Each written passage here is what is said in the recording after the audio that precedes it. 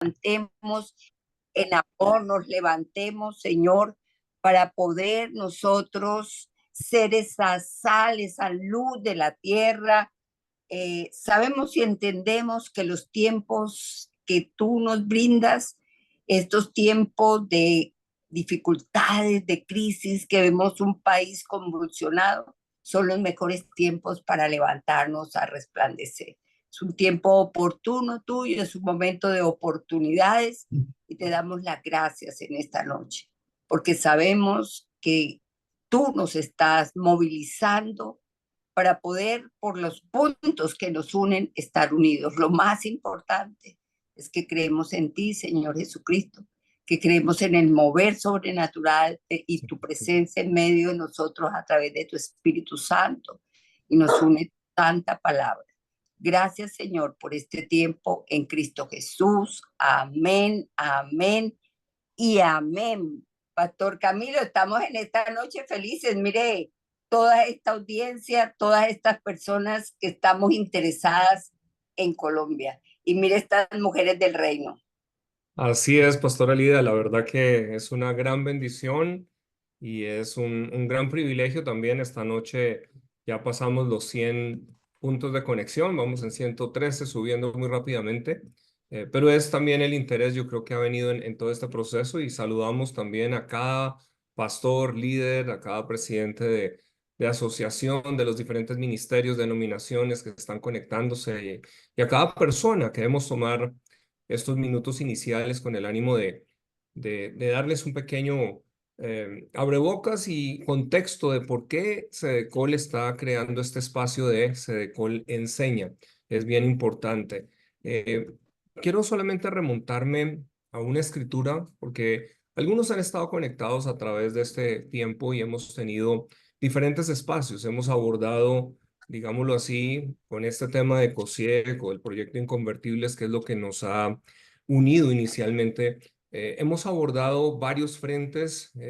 La semana pasada tuvimos el viernes desde la parte de filosofía antropológica con el doctor Miklos Lucas, realmente un espacio que vimos que llegó a muchos, que se está compartiendo, pero estamos buscando tener diferentes frentes. La esencia de esto es: la Biblia nos enseña en Oseas 4:6, dice: mi pueblo fue destruido porque le faltó conocimiento. Y ahí es importante que nosotros podamos comprender cómo es que, si no tenemos entendimiento, vamos a muchas veces perecer. Y solo quiero poner un marco en este sentido, y es que hay dos cosas que apasionan verdaderamente a Dios, o dos pasiones fundamentales de Dios, que tienen que ver con la pasión de Dios por el mundo y la pasión de Dios por la justicia. Y a veces la iglesia en estos últimos tiempos, digámoslo así, hemos cambiado mucho. Si nosotros miráramos 100 años atrás, los cristianos, era interesante que la gente iba a los cristianos entendiendo que los cristianos teníamos y debemos tener un nivel mayor, digámoslo así, de sabiduría, de claridad, de perseverancia para poder enfrentar muchas veces vicisitudes. Pero cuando pensamos en esa injusticia bíblica, de lo que está hablando es que es un tipo de pecado en particular que se trata de abuso de poder. Es muy interesante y me parece importante ponerlo como contexto, porque es el abuso de poder para quitarle a otras personas las cosas que Dios quiso para ellas: su vida, su libertad, su dignidad, el fruto de su amor y su trabajo. Es decir, cuando alguien más fuerte abusa de ese poder para despojar a los más débiles, Dios lo llama pecado, y el pecado de cometer injusticia. Eclesiastés 4:1-2 nos dice así: me volví, vi todas las violencias que se hacen debajo del sol, y aquí las lágrimas de los oprimidos sin tener quien los consuele, y la fuerza estaba en la mano de sus opresores, y para ellos no había consolador. Así que cuando entendemos esto, eh, hay una frase que hemos venido tratando de colocar de base, y es: somos responsables no solo del mal que hacemos, sino del bien que dejamos de hacer. Y dejar de hacer el bien tiene que ver con también levantar la voz dentro de aquellos que todo este proyecto va a afectar, porque vemos que se están afectando no solamente niños, se están afectando padres, se están afectando médicos, se está afectando la iglesia, y es donde empezamos de repente a entender, bueno, la iglesia como familia necesitamos unirnos, pero ¿cómo nos unimos si no tenemos claridad de visión, claridad de propósito? Y es lo que estamos haciendo a través de estos espacios de una pedagogía desde Sedecol, buscando también tener un tiempo muy puntual en donde hemos venido entregando unos insumos para que cada uno de ustedes pueda también socializar en los diferentes contextos y que lo puedan empezar a llevar allí. Así que de eso se trata y una vez más, bienvenidos. Seguimos subiendo, ya estamos alrededor de los 150. Así que, Pastora Lida, te doy paso. Yo creo que podemos con este contexto ya iniciar. Bueno, Pastor Camilo, recordándole que todo lo que hemos dado hasta ahora está en las redes sociales. Lo hemos montado al YouTube para que ustedes tengan insumos, tengan información y que nos sigan en las redes sociales. Aquí tenemos a Cedecol en Facebook, en Twitter, tenemos a Cedecol en YouTube. Entonces, aquí les estamos animando a que nos puedan seguir en las redes sociales. Quiero aquí, mientras tenemos este pantallazo, recordarles que podemos preguntarnos para qué nos sirve Cedecol. Y tengo una respuesta que me dio el Espíritu Santo de Dios. Y me dijo, así como los constructores, los empresarios, los economistas se reúnen y se agremian para tener una voz, Cedecol es esa voz que tenemos. La voz unida del pueblo no quiere decir la voz de una sola persona, sino el consenso de nosotros para visibilizarnos y para mostrar que la iglesia es la luz y la sal de la tierra. Muy bien, muchas gracias a producción. Y bueno, yo creo que sin más preámbulos vamos a dar inicio a este tiempo. Quiero presentar a la doctora Lorena Ríos Cuellar, que en este momento es nuestra única senadora que tenemos aquí como representante nuestra del área cristiana, y estamos seguros que con Sedecol enseña, si nos unimos, vamos a tener varios senadores de la República, congresistas, alcaldes, gobernadores, etcétera. La doctora Lorena Ríos Cuellar es abogada de la Universidad del Rosario. Ella es especializada en Derecho Ambiental y magíster en Derecho Administrativo de la misma universidad. Ella adelantó estudios internacionales en Derechos Humanos en la Universidad Birkbeck en Londres y Estrategias Globales para la Protección de la Niñez en la Universidad de Harvard.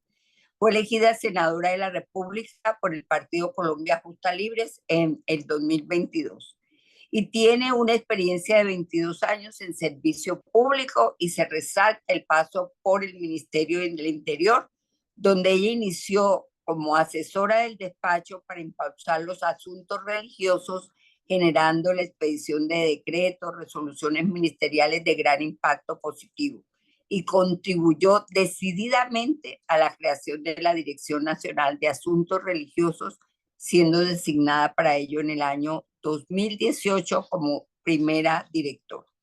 En el año 2019 fue designada por el señor presidente Iván Duque como gobernadora ad hoc del departamento del Quindío. Por más de 20 años se desempeñó como asesora jurídica en varias iglesias, confesiones y denominaciones religiosas, generando herramientas de capacitación como libros, manuales y cartillas. Y ahora, como senadora de la República, integra varias comisiones dentro del Senado. Actualmente es la vicepresidenta de la Comisión Séptima Constitucional Permanente para la legislatura 2023-2024 y coordinadora adjunta para Sudamérica en la Comisión Coordinadora Ejecutiva del Frente Parlamentario contra el Hambre en América Latina y el Caribe.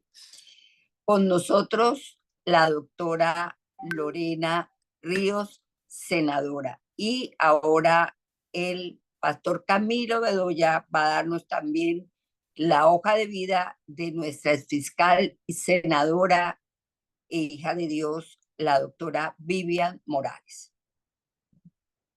Bueno, muy bien. Entonces, quiero presentar también en esta noche a la doctora Vivian Morales, ex candidata a la presidencia embajadora de Colombia ante el gobierno de Francia y el Principado de Mónaco, embajadora de Colombia ante la UNESCO y representante del gobierno colombiano ante la OCDE. Senadora de la República de Colombia, primera mujer fiscal general de la Nación, representante a la Cámara, profesora universitaria, autora de importantes leyes como la Ley de la Libertad Religiosa, una líder política destacada en la lucha contra la corrupción y la defensa de la justicia, el patrimonio público, los derechos de la mujer y la familia. Reconocida como una de las 10 mejores congresistas por los líderes de opinión en Colombia, consultados por el panel de opinión de cifras y conceptos, y una de las 10 mejores líderes de Colombia por la revista Semana. En materia de lucha contra la corrupción y la delincuencia, fue ponente de la Ley del Código de Policía y la Ley de Extinción de Dominio, convertida en una de las principales herramientas en la lucha contra la corrupción y el crimen organizado, al acelerar los términos del proceso que extingue el derecho de dominio sobre bienes de producto. En los temas relacionados con la educación, fue autora de la Ley 1874 del 2017, que modificó la Ley General de Educación para restablecer la enseñanza obligatoria de la historia en la educación básica y media, un tema supremamente clave y aún en medio de todo esto. De igual forma, en defensa de la libertad de conciencia, fue autora de las disposiciones que consagran la reglamentación del ejercicio de la objeción de conciencia al servicio militar obligatorio, así como el proyecto de ley estatutaria sobre objeción de conciencia. Bueno, y podría extenderme, pero finalmente lideró la iniciativa que buscaba someter a consideración del pueblo un proyecto de reforma constitucional por la cual se consagra la adopción de menores solo por parejas conformadas entre hombre y mujer, en una iniciativa de referendo que contó con el apoyo de más de 2 millones de ciudadanos y que movilizó la sociedad en torno al debate de la adopción como mecanismo de protección de los menores que no tienen familia. Creo que muchos de nosotros participamos dentro de ese momento del no. Así que, bueno, bienvenidas, y Pastora Lida, por favor, adelante. Bueno, muy bien, entonces vamos a hacer tres preguntas que hemos consensado con el pastor Camilo en esta noche. La primera pregunta es, doctora Lorena Ríos, ¿en qué nos perjudica la ley 270? Adelante. Bueno, primero una feliz noche a todos. Pastor Elida, un abrazo muy especial. Pastor Camilo también, un abrazo muy especial. Y a la doctora Viviana, un saludo de verdad muy cordial, mi reconocimiento. La primera vez que estamos en un espacio, creo que compartiendo también. Y eso es obra de la pastora Elida Arias, que nos coloca a que estemos en estos escenarios aportando en pro de la iglesia, aportando también en pro de direccionamiento y el acompañamiento de nuestras comunidades, que al final son las que nos mantienen aquí, las que nos inspiran para continuar acompañando este derecho de libertad religiosa que la doctora Vivian tuvo la responsabilidad de consolidar en una ley estatutaria del año 94 y que todavía es una ley que nos rige en el país. Este decreto, este proyecto de ley 270, fue un proyecto de ley que el tema de ecociegos y los inconvertibles ha venido presentándose en varias legislaturas. La legislatura anterior, la legislatura del 2018-2022, también se presenta, en aquella época se presenta es en la Comisión Séptima Constitucional, tenía un enfoque más de línea médica, más de salud, y ya para la legislatura 2022-2026 es presentado en la Comisión Primera, inicia por Cámara, ya en este momento está en el tercer debate. Este proyecto de ley, como lo presentan como ley ordinaria, tiene 4 debates, ya surtió 3 en Cámara y está en este momento, perdón, 2 en Cámara, está en este momento en el tercero, en la Comisión Primera Constitucional del Senado, para poder avanzar al cuarto debate, si que avanza, si es que avanza, a la plenaria del Senado. Cuando nosotros recibimos el texto de este proyecto de ley, lo veníamos siguiendo desde la Cámara, encontramos que habían varios elementos que nos alertaban y nos llamaron la atención, sobre todo porque empiezan a dejar dentro del articulado elementos que están limitando leyes estatutarias. Está la ley estatutaria de la salud 1751 y también está la ley estatutaria de libertad religiosa. Y tenemos claro algo en materia técnica legislativa, que aquellos aspectos que toquen elementos de una ley de superior jerarquía no pueden ser, llamémoslo, tocados o limitados o cambiados por una ley de menor jerarquía como es una ley ordinaria.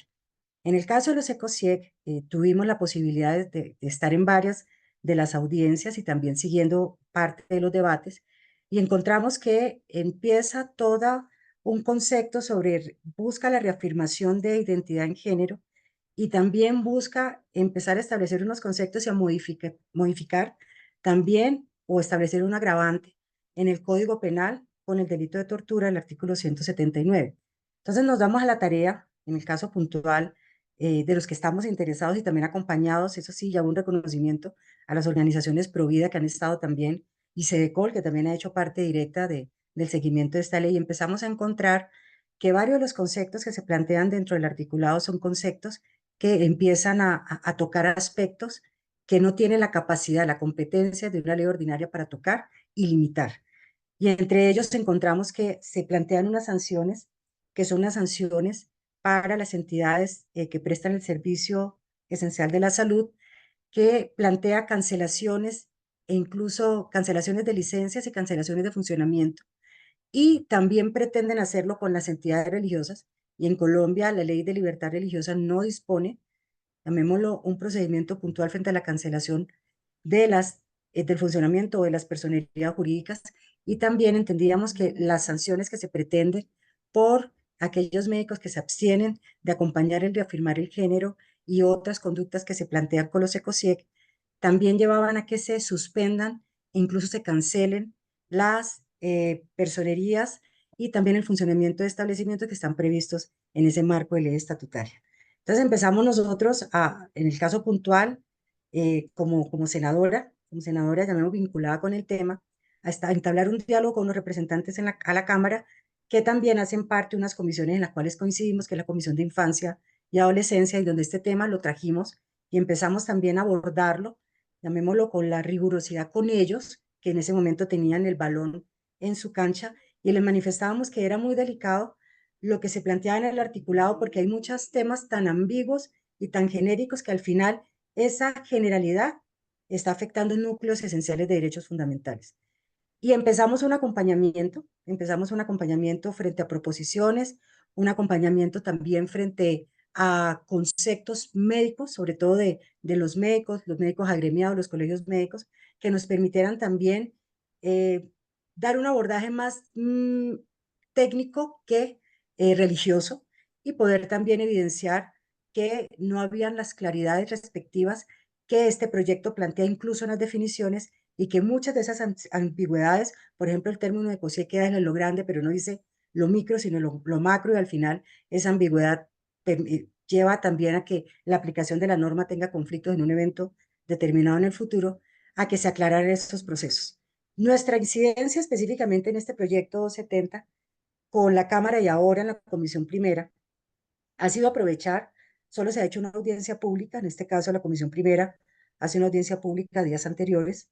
En esa audiencia pública fue muy importante, y yo de verdad reconozco y felicito a las organizaciones de padres, organizaciones como CEDECOL, otros observatorios, incluso universidades, que participaron también evidenciando que había unos errores en la estructura del proyecto de ley, errores que también te pueden generar una inconstitución, bueno, o genera una inconstitucionalidad desde ya de lo que se plantean en estos proyectos, porque están afectando derechos fundamentales, la libertad de enseñanza, la libertad, en este caso, de los médicos en llevar un procedimiento, y también están afectando el funcionamiento de entidades que ya tienen un marco regulatorio de una ley que es estatutaria tanto para las entidades religiosas como para los establecimientos de comercio. Entonces, en esa línea hemos hablado, hemos tenido la oportunidad de poder intervenir con los senadores de la Comisión Primera. En este momento el proyecto no está agendado, el proyecto no está en el orden del día porque tiene unas solicitudes de prórroga para presentar ponencia. En este momento, hacia la primera semana de junio, estarían los plazos para la presentación. Finales de este mes, primeras semanas de junio, ya estaría disponible el proyecto. Si hay una ponencia, bueno, hay ponencia positiva y otras ponencias que se están presentando, hay una alternativa en curso y una negativa, que estarían ya en el orden, o estarían potencialmente en el orden del día, si se agenda en la Comisión Primera, que en este momento también tiene otros temas como la Ley Estatutaria de Educación y otros proyectos allí. Y entendemos que se tendrá que dar un debate en donde tendrán que por lo menos escuchar los argumentos que hemos expuesto varios de los senadores de otras comisiones, pero integrantes también del Congreso. Y también sé, porque he conocido de primera mano, han enviado copia a mi despacho varias de las intervenciones de organizaciones médicas y organizaciones que tienen un contexto religioso, evidenciando las falencias del proyecto, las complicaciones de las ambigüedades, la inclusión en el artículo 179 frente a la tortura de unos agravantes que también no cumplen los postulados de la Corte Constitucional, que tienen que ser claros, precisos, rigurosos y no son muy ambiguos. Y esperamos, y ha sido como también el diálogo que yo he podido sostener con varios de los colegas ponentes y coordinadores ponentes de la Comisión Primera, de tener mucho cuidado en seguir avanzando en un proyecto que es abiertamente inconstitucional e inconveniente y que también está generando una afectación a varias comunidades, no solo las religiosas, porque ha sido como también parte de mi aporte o de mi conversación con ellos. No es simplemente el tema religioso, es un tema también que está afectando al cuerpo médico, a las agremiaciones y hay una preocupación también del cuerpo médico sobre lo que se está planteando, porque al final hay una copy-paste también de muchos temas dentro del articulado que lo hacen incongruente. Entonces, en ese sentido, ese proyecto 270, si a mí me preguntan hoy cómo lo ves, el proyecto todavía no tiene ponencia, entonces la ponencia tiene unos tiempos de ley, estos tiempos terminan a final de mayo de este mes, posteriormente tendrá que agendarse en el orden del día. No tengo entendido, eso lo sabremos el 31 de mayo, que también van a buscar una prórroga adicional en la presentación de la ponencia, porque tienen ese derecho por ley los ponentes. Ellos tienen ese derecho por ley quinta de poder solicitar una prórroga de presentación de la ponencia. Por lo tanto, muy probablemente, con los términos que vencen el 20 de junio de esta legislatura, no se va a alcanzar a la discusión de ese proyecto. Sí nos deja una enseñanza. Tenemos que estar muy preparados, tenemos que estar como muy articulados, sobre todo las organizaciones, y SEDECOL como está liderando también este tipo de procesos y fue parte importante en la audiencia pública. Sí hay que estar muy concatenados, articulados en poder también construir esos argumentos y narrativas para la presentación de los proyectos que se quieran hacer. Lo último que supe es que la ponente, que es la representante Arbeláez, ella lo que manifestó es que si se tenían que hacer unos cambios y se tenían que hacer unas claridades frente a las definiciones, pues lo harían. Entonces veo que también per se también ven que no hay un ambiente muy propicio para poder continuar con el debate en los pocos días que le quedan de esta legislatura. Entonces, Pastora Lida, en esos términos, como contándoles un poco cómo está este proyecto de ley 270 dentro del mismo trámite legislativo, y sí, yo creo que es una oportunidad para fortalecer y ahondar conceptos y también argumentos como sector, argumentos también como organizaciones que hacen parte de esa pluralidad de organizaciones que acompañan también la dinámica de la comunidad cristiana para seguir generando fundamentos sólidos que permitan evidenciarles que tal como se están presentando el proyecto de ley, esas definiciones ambiguas, esa vulneración a núcleos esenciales de derechos fundamentales, pues va a llevar a que sea un proyecto de ley que no pueda avanzar y no va a tener, llamémoslo, los fundamentos coherentes para poder seguir su trámite en el Congreso de la República. Muy bien. Hay una pregunta que hacen doctora Lorena Eligio Álvarez Arrieta. Dice, buenas noches, doctora Lorena, ¿qué posibilidad o ambiente existe en la Comisión Primera de hundir el proyecto? Nos acabas de mencionar, pero quiero conectarla con una segunda pregunta que hacen. De ser aprobado y convertirse en ley de la República, ¿existe la posibilidad de demanda por inconstitucionalidad ante la CCI No sé, y se declara inexequible para el alto tribunal? Sí, yo lo que les es, digo, el ambiente no está fácil, llamémoslo, no se dan ni los tiempos, las condiciones en tiempo, los periodos que tienen en días están muy, llamémoslo, muy limitados. Por lo tanto, y con esa agenda fuerte que tiene en este momento la Comisión Primera y sobre todo unos proyectos estructurales que hay también ahorita en discusión y están realizando unos controles, unos debates de control político. Hoy está el ministro de Salud, están también con unos controles que se han tomado la tarea de realizar. No tienen el ambiente propicio, llamémoslo en términos, para que el proyecto se discuta, porque si se discute, dura la discusión allí, si se aprueba por las mayorías, tendría que pasar a la plenaria y también tendrá que vivir el trámite en plenaria, de que esté agendado y que también se dé el debate. Entonces, yo creo, como están los tiempos, que no va a ser fácil que el proyecto en este momento, sobre todo en esta legislatura, tenga éxito. Sin embargo, en el momento, si en el evento en que pase las mayorías, tenga las mayorías que no las, pues en Comisión Primera sí están, no tienen mayorías fuertes, pero sí tienen muchos que no se quieren prefieren incluso estar ajenos, prefieren incluso que el proyecto no cumpla ciertos requisitos para evitar la discusión.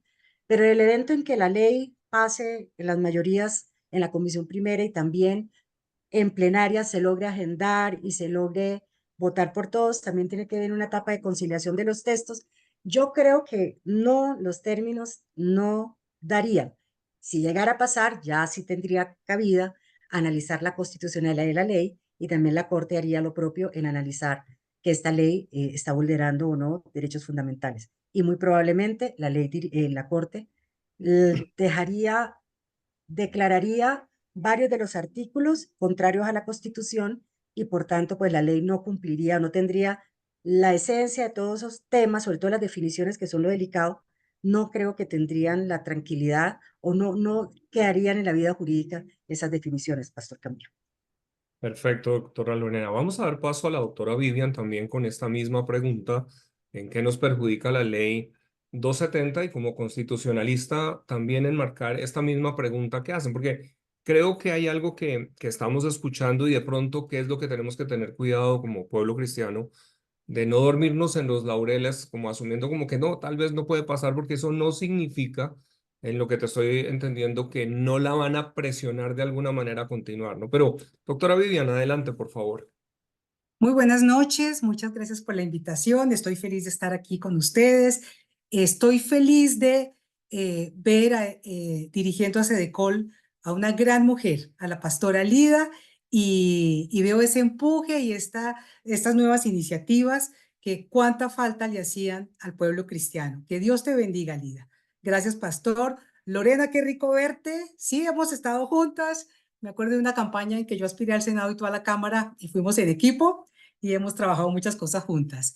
Y a toda la audiencia, muy buenas noches. Bueno, me voy a referir a este proyecto. Este proyecto de ley es realmente muy peligroso.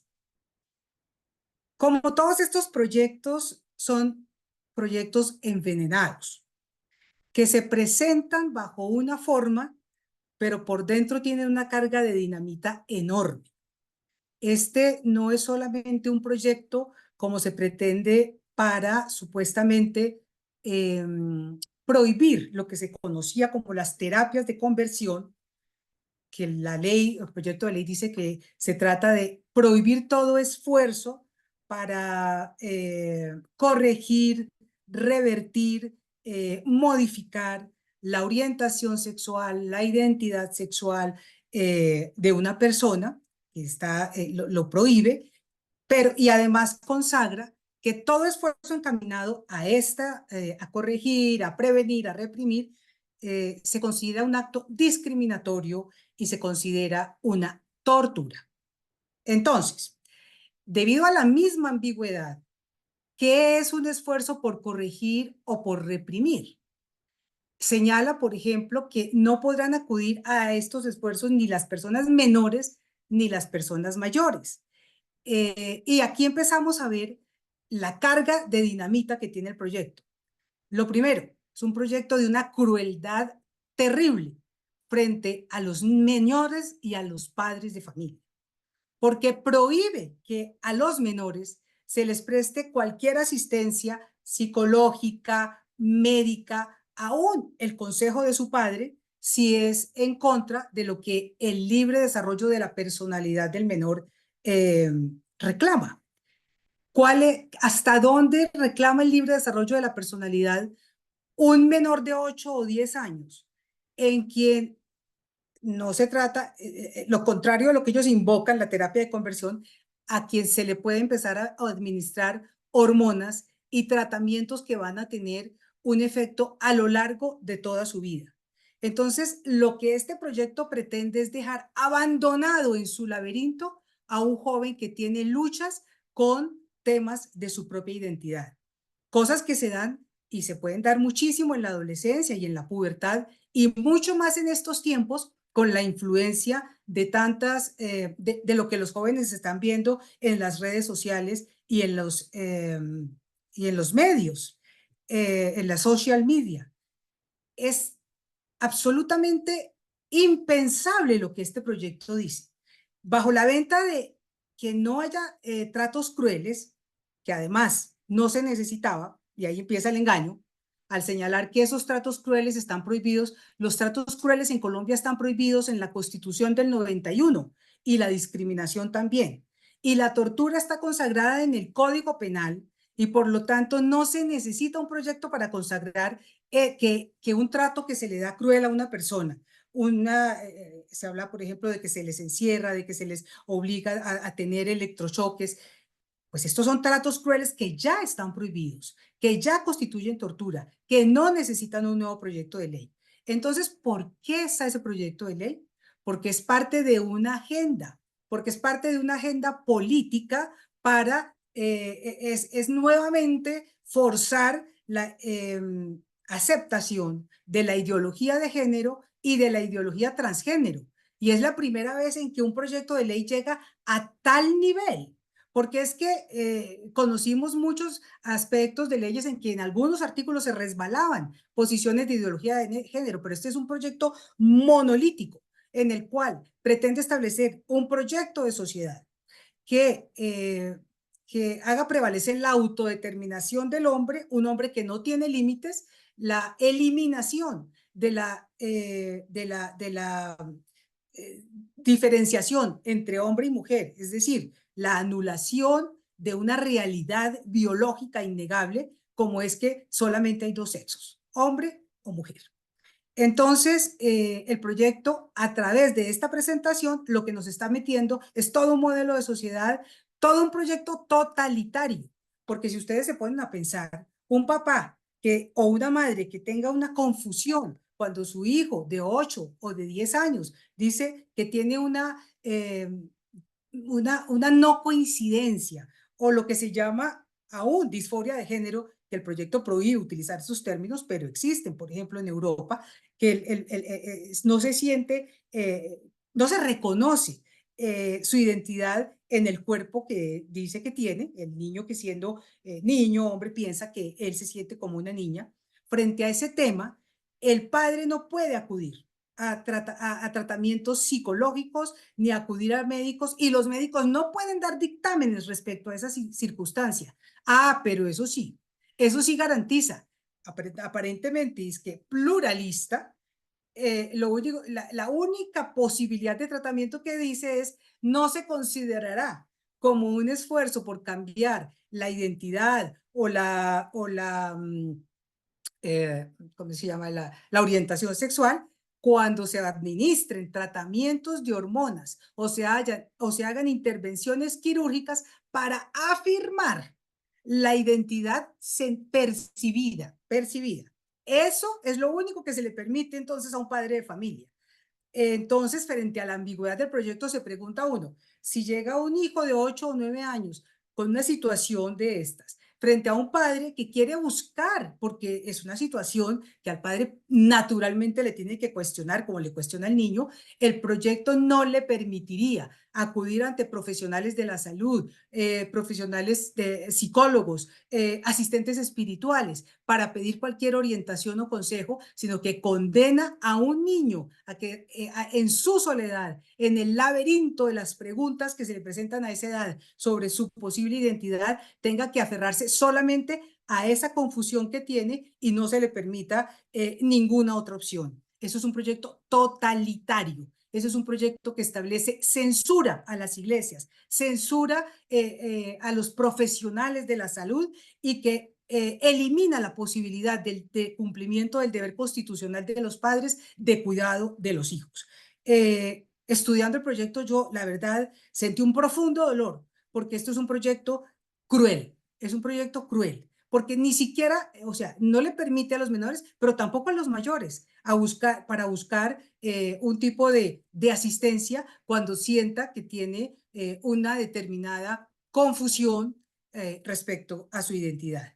Entonces, el padre puede convertirse en torturador, el psicólogo puede convertirse en torturador, quien hable de esto públicamente puede convertirse en torturador, porque además señala que se prohíbe hablar de estos temas en reuniones públicas, promover, hablar sobre temas que, digamos, ¿por qué? porque como aún en la exposición de motivos señala que la tortura puede consistir en que se le dé una charla o una conversación a una persona que pueda hacerle sentir culpa o temor.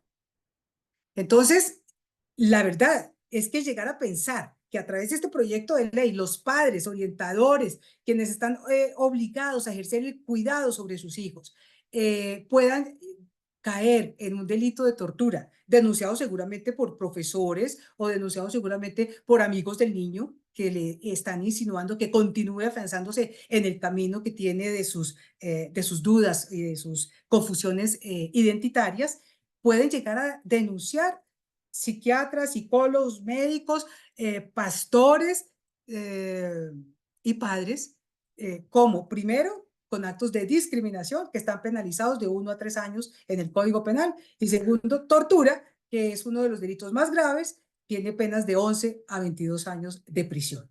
Ese es el proyecto.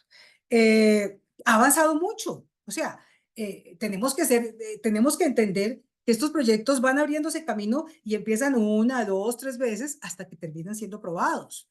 Este ya fue presentado en el anterior periodo congresional por el representante Mauricio Toro.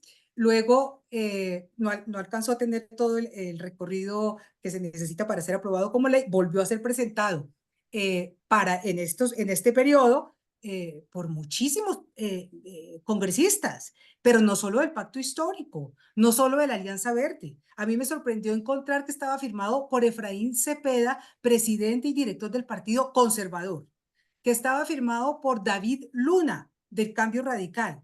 Y yo creo que ahí lo que pasa es que muchas veces en el Congreso existe esa solidaridad que a veces, bueno, una firma no se le niega, y presentado bajo la forma de que se quiere evitar la tortura frente a los abusos, que realmente sí ha habido, desafortunadamente los ha habido, pero ya existen los instrumentos para combatir ese tipo de comportamientos que no podemos jamás admitir, ni permitir, ni prohijar, como es la tortura, el sufrimiento emocional, físico, psicológico que se puede causar a una persona por tratamientos que realmente no tienen ni bases científicas ni bases humanas. Pero fueron firmados y en la Cámara solamente contó con 18 no. La Cámara tiene 170 y pico miembros y solo tuvo 18 no. Es decir, es un proyecto que entró con mucho peso, con mucha fuerza. Comparto la opinión de la senadora Lorena en el sentido de que creo que en este momento el proyecto ya se hunde, porque por tiempos, estando ya en la última semana de mayo, solo quedan 2 semanas en junio y hay una agenda apretadísima, no alcanzaría a tener aprobación en comisión y aprobación en Senado. Pero estoy segura que el 20 de julio que viene será nuevamente presentado. Y entonces nosotros no podemos seguir solamente pensando que la voz nuestra en las audiencias es suficientemente ruidosa, porque es que la sociedad no sabe lo que está pasando. Los padres de familia no saben lo que significa este proyecto, porque como no lo dice abiertamente, sino veladamente, hay que estudiarlo, hay que entender lo que dice, más lo que deja de decir que lo que dice, y con la exposición de motivos es donde uno puede realmente darse cuenta hacia dónde va este proyecto. Excelente, doctora. Y tocas allí, bueno, varios temas que yo creo que vamos a conectar ahora con una siguiente pregunta, porque voy a decirlo, dando el beneficio de la duda de que muchos de los senadores y representantes de pronto no conocen, sino como dices, a veces básicamente se vota apoyando el uno porque el otro está votando otro proyecto, que no conocen el alcance del detalle, porque pues como primera medida de tortura, pues nadie quiere la tortura. Aquí es donde creo que vendría la labor que debemos hacer y que tangencialmente tocaste, pero voy a dar paso a la pastora Lía porque yo creo que esto lo podemos enmarcar en esta segunda. No sé qué piensas, pastora Lía. Bueno, claro que sí. Yo creo que tenemos que ser respuesta, pero yendo adelante y no como siempre vamos apagando incendios. Y bueno, tendremos nuestra tercera pregunta que ahí quiero extender. Pero quiero que nosotros seamos conscientes, por favor, este SEDECOL enseña no ha sido producto de una improvisación, sino que ha sido producto de tiempos de oración, de hablar, de agendarnos con el pastor Camilo en sus tiempos, de conversar con muchas personas, y por eso el pastor Camilo dijo algo que lo dice la palabra de Dios: mi pueblo pereció por falta de conocimiento. Tenemos que empaparnos, enterarnos, aprender. Por eso Sedecol quiere brindarte insumos. Cada conferencia, cada charla, cada video importante lo estamos montando en nuestro canal de YouTube, donde vas a poder encontrar toda esta información, porque necesitamos conocer los peligros. Yo creo que nos han documentado muy bien acerca de esto y los peligros. Hoy se puede hundir, pero ellos no se van a quedar quietos. Eso vuelve a aparecer nuevamente. Entonces tenemos que equiparnos, trabajar unidos en lo que nos une para poder nosotros llevar la delantera. Jesucristo nos está motivando como iglesia a que nosotros dejemos de ser reactivos para poder tener una Agenda 2050, pero esa es la tercera pregunta. Pero la segunda pregunta para nuestra senadora Lorena, que la van a responder tanto la senadora como nuestra aspirante a la presidencia de la República, la doctora Vivian Morales, es: ¿qué respuesta o pronunciamiento debería dar la Iglesia en estos momentos desde sus diferentes frentes? Bueno, Adelante.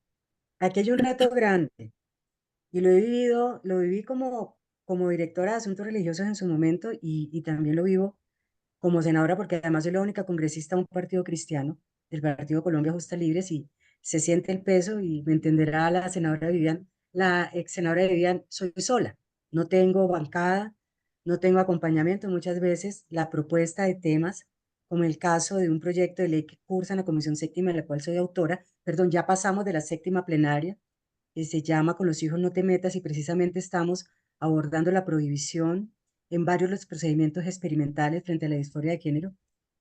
Esto hace, y yo sí les digo, me preocupa mucho de la iglesia o las comunidades religiosas, que hay unidad de causa en ciertos temas, pero también se pierde en el camino. Por ejemplo, para este proyecto de ley hay como 10 canales pidiendo firmas. Al final van a llegar firmas de todos lados, pero no se canaliza. No hay una línea coherente para poder, llamémoslo, acciones de incidencia consolidarse. Y creo que también esto sí es un llamado, es una alerta y un llamado a la iglesia para unirse en pos de propósitos y causas comunes que les permita estar en la agenda de todos apuntando a su mismo objetivo. Desafortunadamente, y se los digo, y yo sé que aquí están varios de los integrantes de las organizaciones, en el marco, llamémoslo alrededor de este proyecto 70, han surgido una cantidad de iniciativas y son todas muy buenas, pero están dispersas, difusas. Entonces, al final está tan desarticulado que un impacto que se quiere de manera unificada, o llamémoslo un impacto bien determinante por parte de nuestras comunidades, se pierde, se difumina con tantos esfuerzos que al final jalonan para todos los lados y no se logra un propósito. Yo creo que aquí, Pastora Lida, se lo decía a usted cuando fue elegida presidenta de Sedecol, usted tiene un rol y tiene una responsabilidad histórica también de lograr generar esa conciencia de unidad, una conciencia de unidad por lo menos aquí de propósitos y unidad de estrategias que permitan que los procesos sean más fuertes. La unidad genera fuerza, la unidad impacta más los diferentes escenarios, y eso es un punto clave, que haya como unidad, o sea, que se den los elementos para que haya unidad en la iglesia frente a conceptos claves. Estas discusiones desde la anterior legislatura y la nueva legislatura han permitido que los conceptos incluso se hagan más profundos, sean incluso más técnicos.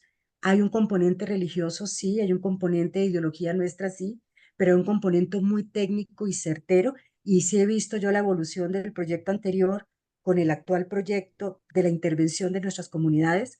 Ya ha habido un fundamento mucho más preciso con la participación de diferentes disciplinas. Y creo que ese es un punto determinante, tener unos argumentos con los soportes idóneos, unos soportes que sean evidentes, unirnos también. Y definitivamente en el caso del Congreso de la República, buscar en este momento tratar de encontrar mayorías o mismo los colegas, como lo decía la doctora Viviana, hay colegas que por el colegaje firman, incluso estos proyectos de ley, pero sí hay que buscar el mayor número de colegas que nos acompañen a colocar un freno a estos procesos, pero sí nos deja una lección. Ojalá no sean solo colegas, ojalá sean bancadas que estemos pensando en la misma línea. Y no tenemos eso. Desafortunadamente no tenemos bancadas y el Congreso es con votos. El Congreso es con votos que sean mayoritarios para que los proyectos de ley logren su curso y se aprueben. En este caso, sí les digo con todo respeto, en este caso estamos en una desventaja común y una desventaja fuerte, porque no tenemos mayorías en ningún espacio. Somos minoría. Y a partir de ser minoría, y también con el inconveniente de ser minoría, desafortunadamente lo he vivido con estas estrategias, son estrategias dispersas, jalonando cada uno por su lado y entiendo este tipo de dinámicas de incidencia, pero el estar jalonando cada uno por su lado al final hace que se pierda la fuerza del impacto de lo que se pretende incidir. Entonces creo que aquí también, y una reflexión pastoralida, y quienes estamos acá participando, si es, yo creo que estos son los momentos, y creo que la doctora Vivian lo logró cuando estaba con el referendo Papá y Mamá. Logró que a pesar de que se dieran varias iniciativas, se consolidara un solo proceso. Aquí lo viví con las firmas. Yo recibo llamadas todo el día. ¿Que a dónde las llevo? ¿Qué tal dirección? ¿Qué A, B, C, D, F, G? Digo, Dios mío, eso no podemos tampoco confundir y tampoco podemos desaprovechar la oportunidad de generar una conciencia como sector, una conciencia colectiva, una conciencia como comunidad. Y creo que juegan un papel importante instituciones, Pastor Alida, Pastor Camilo, instituciones como la Confederación Evangélica juega un papel importante también de ayudar a generar una conciencia de unidad también en este tipo de estrategias. Y ese sí es como una reflexión que queda de este proceso porque lo van a volver a presentar, ya lo decía la doctora Vivian, lo van a volver a presentar y cada vez lo presentan con menos errores. Es que cada vez que se hunde, ellos nos dimos cuenta con este proyecto de ley que corrigieron y dieron un viraje de los mismos argumentos que fueron el fundamento para la oposición de este proyecto en la anterior legislatura. Tengan la seguridad que ya están tomando, como dijeron, las definiciones vamos a morigerarlas, a darles un vuelco, ya están buscando la manera de cada vez volverlo menos, entre comillas, perjudicial y más benévolo ante los ojos de la comunidad para que avancen. Pero sí nos corresponde a nosotros, como iglesias, como comunidades, enseñar y advertir a todas las comunidades, a los padres de familia, a todos aquellos con los cuales nos identificamos, que este es un proyecto, tú lo decías, doctora Vivian, es un proyecto, tú lo decías, totalitario, es un proyecto que lleva al totalitarismo, es un proyecto que no tiene, incluso los mecanismos de interpretación tampoco se dan porque acaban, arrasan con padres, cuidadores, psicólogos, médicos. Entonces yo creo que aquí sí nos corresponde como iglesia tener un propósito común, pero también concienciar a las comunidades cuál es el proyecto, qué es lo peligroso y seguir fortaleciéndonos en las amplias disciplinas para tener argumentos sólidos de tipo médico, de tipo psicológico, de tipo constitucional, de tipo jurídico, para seguir teniendo unos argumentos, unos contrarrelatos, unos argumentos que nos permitan también servir de freno. Pero con la realidad política que tenemos, minorías en el Congreso de la República, esa es la realidad. Votos mayoritarios no tenemos, somos minoría. Entonces eso sí lleva a que como comunidades, como sociedad civil, como organizaciones, seamos conscientes de que también tenemos como los otros grupos poblacionales todos los derechos y garantías para poder participar, para alzar la voz y para tener incidencia. Y esto implica también como unos mecanismos de éxito. ¿Cuáles son los mecanismos de éxito? Unidades, unidad de propósito, unidad de criterios, incluso articulaciones. Lo de las firmas, les digo, eso me ha preocupado porque por todos los canales y al final, ¿a dónde van las firmas? No sabemos. ¿Cumplen el propósito? No sabemos. Entonces, esto sí, el llamado y la conclusión en este sentido es tiempos peligrosos, minorías políticas, necesidad de unidad real y también tener unidad de causa y de unidad de propósito con unos fundamentos fuertes, fundamentos que no solo sean nuestra ideología religiosa, sino que sean complementados y fortalecidos con las disciplinas científicas, técnicas, con todo el marco constitucional, que permita que también sean argumentos sólidos y argumentos fuertes que permitan ser un contrachoque, un muro de contención. Excelente. Yo creo que estás tocando, bueno, las dos están poniendo un punto sobre la mesa que es esa necesidad de la unidad definitivamente y de la unidad en torno a temas, ¿no? Porque bien lo decías, yo creo que no, tú lo estás recibiendo cuando llegan firmas de todos lados, lo estás expresando, pero ¿qué pasaría con otro senador si en nombre de la iglesia llegan 50, 100? Pues tampoco hay ni siquiera el tiempo para recibir a 50 o 100. Y ahí es donde necesitamos entender que a veces en una actitud sincera y un deseo sincero de apoyar, pero a veces individualista o porque no se tiene una articulación, pues estamos en ello. Y esto es parte de lo que estamos buscando a través de SEDECOL. Lo que estamos al dar esta enseñanza, estos espacios, es cómo primero enseñamos porque no podemos venir a una unidad sin enseñanza y sin entender a qué nos enfrentamos.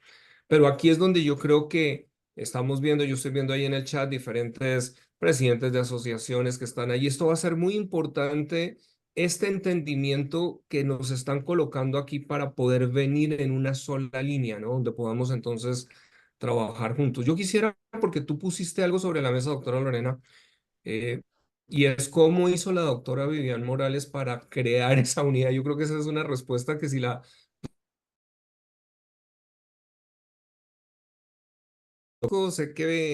sé que es valioso porque tú mismo estás diciendo, yo que veo esto no sé cómo hizo. Entonces, doctora Viviana, adelante y aún con la pregunta que si te la puedo volver a refrasear para que la conectemos. ¿Qué debemos hacer en este momento? O sea, ¿qué respuesta o pronunciamientos debería dar la iglesia en estos momentos desde sus diferentes frentes? Pero ayúdanos porque tienes un caso de éxito y quizás ha sido un caso de éxito único. Mm, Sí, sí es un caso de éxito único. Eh, Realmente cuando yo pienso que pudimos recoger 2.200.000 firmas, llegar con ese proyecto de iniciativa ciudadana de referendo al Congreso, haberlo podido sacar en Senado de la República, porque fue aprobado, yo era senadora, eh, haber logrado también las mayorías dentro del Senado, porque logramos a que lo aprobaran en plenaria con los 52 votos que requeríamos.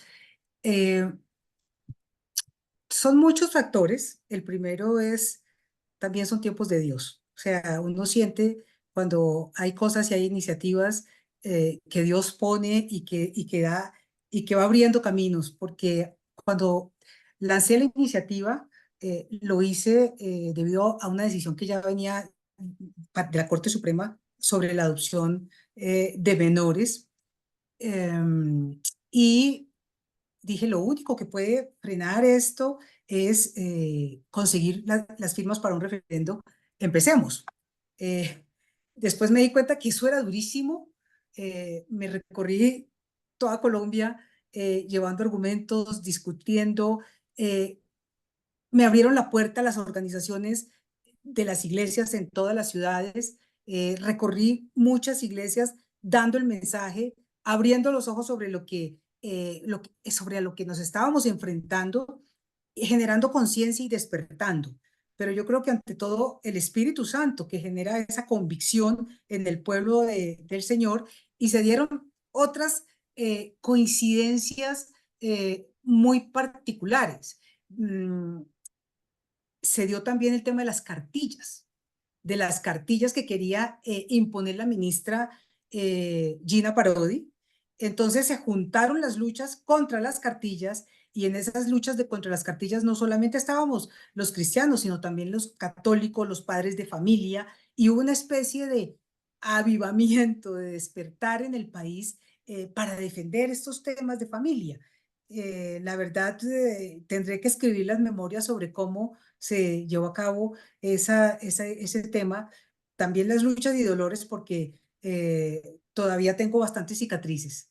Esa fue una batalla, y esas son batallas que dejan muchas cicatrices. Estos temas de los que estamos hablando son temas en los que en los que mucha gente incluso comparte, pero que rehúye hablar porque sabe que inmediatamente se viene una cruzada de matoneo, de intimidaciones. de insultos, de amenazas, de agresiones personales para los cuales a los cuales uno no se imagina que se iba a enfrentar. Esa batalla también fue muy costosa, pero creo que logramos la unidad de la iglesia porque logramos despertar la conciencia de la iglesia.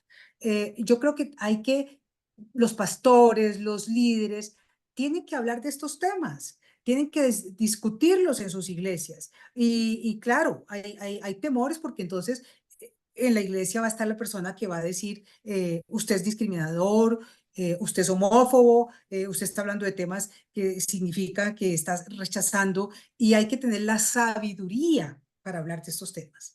Estos temas no son fáciles, que necesitan valentía, sabiduría y amor.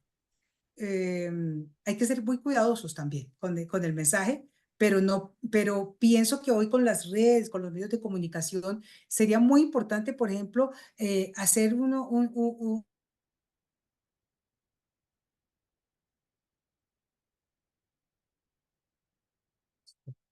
una forma muy bella, y que llegue a la gente y que la gente despierte para que en un momento determinado, si se necesita que la gente marche, si se necesita que la gente haga presencia, esto no solamente es el tema de Lorena en el Senado, esto no solamente de la pastora en Sedecol, del pastor, esto es que la camiseta tenemos que ponérnoslo todos y sentir estas causas porque a todos nos tocan.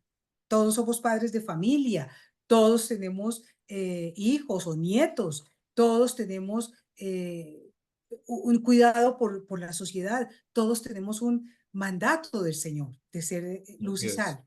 Entonces, pienso que la única forma es dando conciencia. Esto no sale de la noche a la mañana. Se te cerró el micrófono por alguna razón.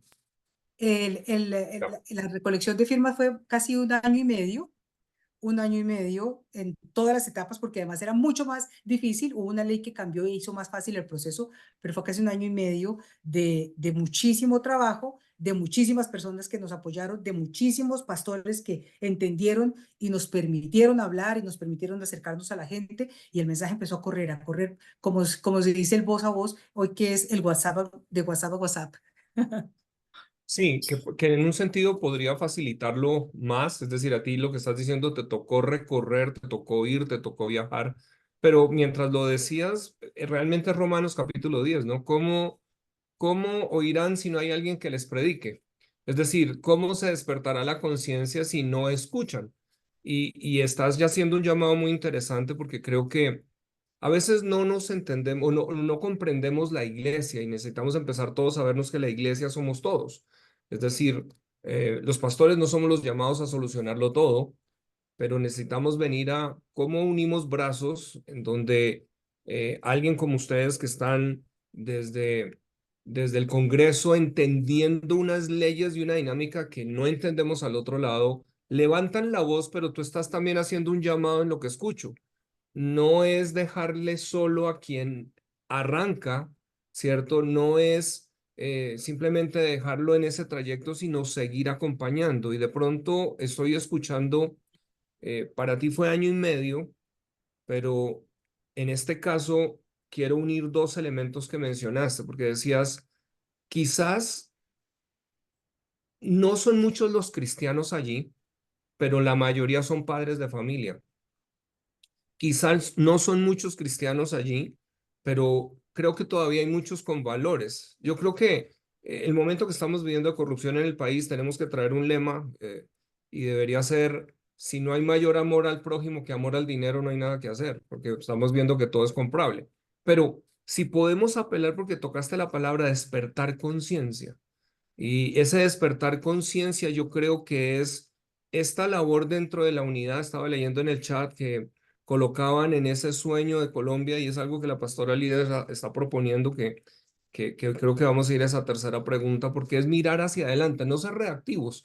Como acá, lo que aún la doctora Lorena Díaz está diciendo, pues, cómo desde ahora no es que nos esperamos 6 meses a que lo vuelvan a presentar para volver a reiniciar, no, cómo este impulso que ya llevamos más bien en el ejemplo que estás colocando empezamos a unir, quizás desde Sedecol, desde unas líneas en donde ahora se orquesta y se va manejando adelante, pero este es un solo proyecto de muchos y muchos frentes que se están tocando y que estamos viendo aquí. Entonces, creo que estamos tocando aquí algunos puntos que es importante. Yo quiero poner una pregunta porque la he visto aquí en el chat, como 4 personas la han colocado, y es este tema, y es, bueno, en ese momento se hizo defensa de cartillas, pero ya en este momento dicen, ya se aprobó por otra ley, ya hay cartillas trans, ya hay algunos temas que están funcionando en los colegios públicos. Frente a eso, ¿se puede hacer algo? ¿Se debe hacer algo? ¿O esto es precursor a la misma ley? No sé quién quisiera contestar. Es que no entiendo muy bien la pregunta, pastor. Sí, es decir, algunas personas están diciendo, mira, en este momento voy a buscar aquí la primera pregunta que colocó Diana. Dice, eh, bueno, en esencia está diciendo, en este momento en colegios públicos, en jardines infantiles, se está llevando el tema trans, se está enseñando este tema. O sea, se supone que esta ley todavía no está aprobada, pero yo no sé si es que hoy ya existe otra aprobada que ha permitido que todas esas cartillas se impulsen. Padres de familia pueden levantar la mano y decir no, porque creo que aquí hay mucha falta de conocimiento en donde esto ya está aprobado, puedo decir algo, no puedo decir nada. Deberíamos los padres unirnos en los colegios y decir no queremos que esto se implemente porque todavía no hay. Creo que aquí hay una desinformación general. En ese contexto, ¿hay algo que se deba hacer? No sé si la pregunta sigue siendo demasiado dispersa. Creo que se cayó la doctora Vivian. No sé, doctora Lorena, si tú puedes tomar allí. Bueno, yo sé que se han generado unas reglamentaciones por parte de MinSalud y MinEducación. Creo que allí, primero, hay que seguir salvaguardando la autonomía y también el respeto y la protección de la confesionalidad de los colegios privados, en este caso los colegios que marcan una línea confesional, seguir buscando la protección de estos colegios privados. En segundo lugar, estas mismas resoluciones son producto del cumplimiento de sentencias de la Corte. O sea, eso sí, hay que tener una realidad en ello. Son sentencias de la Corte lo que han fundamentado esa exposición de motivos y han dado esos soportes para que los ministros de Educación e incluso de Salud estén generando este tipo de resoluciones. Creo que aquí, cuando se dan este tipo de dinámicas, considero que la incidencia que pueden hacer de manera organizada las comunidades, y en este caso nuestra comunidad religiosa, tiene que tener un efecto. Es decir, que tengamos los argumentos claros de cuáles son las inconsistencias, los peligros, y que podamos incidir, exigir que los diferentes espacios en los cuales se puedan tocar estos temas, hay una Mesa Nacional de Educación. Sé que ya se logró, ya desde tiempo atrás se ha logrado incidencia y han estado allí delegados de colegios confesionales. Ya hoy la presidenta de OVED sé que hace parte de esa mesa y gana en ese espacio por ser un colegio de excelencia que le permitió por estar en los primeros rankings en Colombia pertenecer a esa mesa nacional. Sé que sí nos toca estar en esos escenarios, toca estar y debemos participar y hacer incidencia en cada uno de esos espacios. Creo que allí los esfuerzos no pueden dispersarse. Creo que un punto clave es que los esfuerzos se articulen y sobre todo se genere claridad en los padres, claridad en las instituciones, sean instituciones educativas y también sean las entidades religiosas, claridades de lo que es el tema, claridades de las afectaciones que se dan, claridades también de cómo hacer uso de recursos legales como padres frente a la misma imposición que un colegio quiera desarrollar frente a la educación sexual o temáticas en la materia. Creo que sí, esto va a implicar un desafío de mucha formación y claridades de los conceptos, no que sean ladrilludos, muy sencillos, pero que el padre de familia, desde el padre de familia, tenga claro cuáles son sus herramientas para poder abordar y poder también exigir a las instituciones el alto frente al tratamiento en la educación que se tienen de los hijos. Yo he estado siguiendo a Diana. Diana ha estado diciendo se coarta la participación de los colegios, pero hay que hacer las denuncias públicas. Es decir, así como otros grupos, unos grupos incluso minoritarios hacen todo el reclamo público de los procesos, creo que haciendo de la manera organizada, de una manera intencionada y de una manera sustentada, fundamentada, se pueden generar los efectos o las incidencias que nosotros requerimos. Pero vuelve de nuevo la situación, porque acuérdense que yo estuve formulando la política de libertad religiosa y lo que más luché siempre fue tratar de buscar articulaciones, porque todos salían corriendo en una carrera de un hipódromo a ver quién llegaba primero con una iniciativa, y al final tantos esfuerzos se dispersaron y no lográbamos las incidencias que se requerían. Y con las firmas, les digo, sentí eso por las mismas llamadas. Y yo, cuando empiezo a ver este canal, hay como 7 canales. Entonces decía, qué bien que movilicemos, pero qué importante que unifiquemos y articulemos hacia propósitos comunes. Excelente. Y, Sí, es, pastora doctora Lina. Lorena. Yo creo que eso está muy bien. Estos son llamados que nos hace el Señor cuando hay crisis. Yo siempre digo, ¿de dónde salió el Japón? Siendo esa potencia mundial de una gran crisis, de una guerra. Entonces, nosotros los hijos de Dios, todas estas quejas, este mirar hacia el país, nos hace pensar que en este momento es un momento crítico, pero un momento oportuno, de oportunidades. Se han generado interrogantes, preguntas, quejas, pero tenemos que convertir esto en un movimiento. Yo le doy una lectura a aquello que pasó y que nos fue tan bien, donde la verdad es que no solamente fue el pueblo de cristianos, sino también nos unimos con los católicos, principios, valores, familia, pero nos faltó integrarnos, nos faltó hacerle seguimiento, nos faltó continuidad, nos faltó aquello que es que hacemos eventos, pero esto tiene que convertirse en un movimiento. Se habla siempre en todo lugar como algo muy, no sé si la gente que lo habla lo conoce muy bien, pero se habla de la Agenda 2030. La miramos a veces con temor, pero nosotros los hijos del rey, así como Daniel, tenemos una inteligencia superior porque tenemos al Espíritu Santo de Dios con nosotros.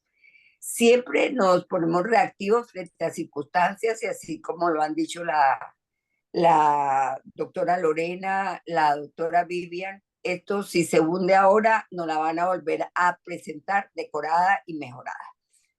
Pero vamos a seguir siendo reactivos, porque no solamente es la ley 270, tenemos ataques por un lado, por otro, y creo que es hora de que hagamos una planeación en puntos que nos unen, no en lo que nos desune, para podernos visibilizar. Y yo quiero hacer aquí un llamado a todos, porque CEDECOL tiene más de 70 años de existencia.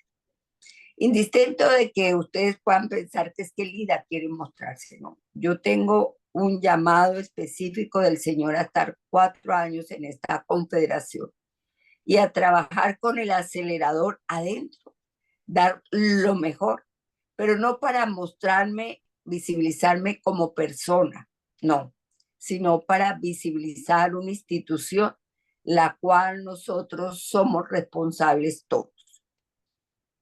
Cuando llaman a los católicos, ellos saben a quién llamar, pero nosotros los cristianos hemos sido un poco más difíciles, pero yo siempre miro las cosas a la manera de Dios.